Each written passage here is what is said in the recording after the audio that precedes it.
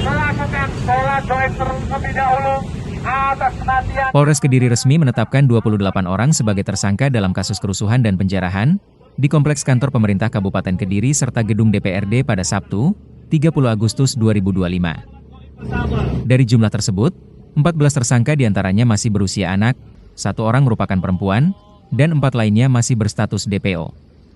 Kapolres Kediri, AKBP Bramastio Priaji menjelaskan, para tersangka terlibat dalam berbagai tindak pidana, mulai dari pengerusakan kantor pemerintahan, penyerangan terhadap aparat, perusakan rambu lalu lintas, hingga penjarahan barang-barang milik Pemkab Kediri, DPRD, dan kantor Samsat Katang.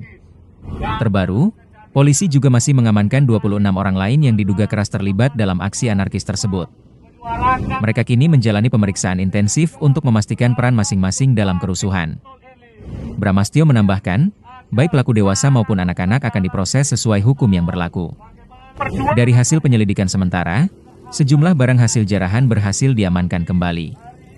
Polisi menyebut ada 1 wayang kenang-kenangan Bupati Kediri Mapanji Jayabaya dari Museum Kabupaten Kediri, 7 monitor Lenovo, 2 mouse, 5 keyboard, 1 televisi Samsung, 1 layar kecil, tabung gas LPG 12 kg, 5 unit CPU komputer, 3 printer, sebuah kipas, hingga alat ketapel.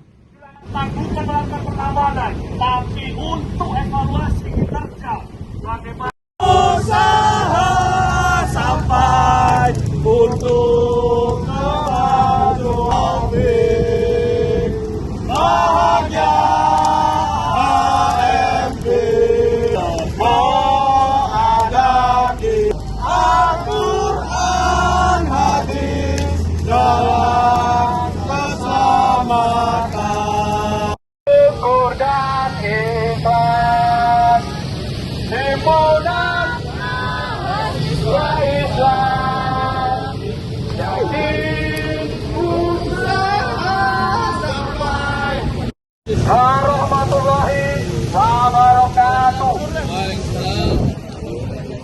Kami dari bawah hingga ke rantai komando tidak hanya pelaku lapas, tindakan anarkis maupun praktek ilegal yang jelas-jelas merugikan hukum, bukan dalam kekerasan atau pembiaran,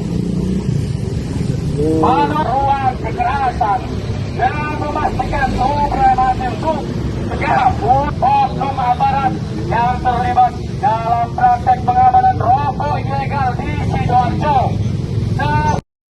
Masih banyak permasalahan-permasalahan yang dilakukan polisi. Yang pertama, apapun kami datang di sini ingin menyampaikan aspirasi, ingin meneruskan perjuangan saudara kami. Kami datang di sini murni aku sebagai karyawan, saya sampaikan. Kami aksi bukan karnaval. Iya. Ya Mas, kenapa melakukan aksi di exit tol Sidoarjo ini? Kenapa nih?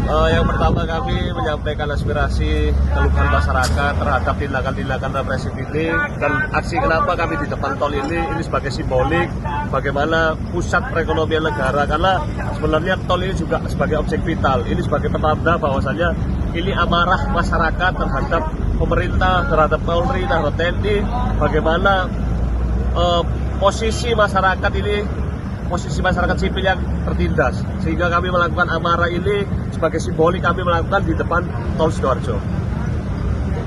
Apa yang menjadi tuntutan utama apa ini Mas? Tuntutan yang pertama kami aksi solidaritas, bagaimana perjuangan kawan-kawan kita, perjuangan saudara kita yang ada di Jakarta yang telah tumbang, perjuangan kawan-kawan kita yang di seluruh Indonesia yang telah tumbang, sebagai bentuk semangat kita untuk menyuarakan bagaimana semangat perjuangan mereka.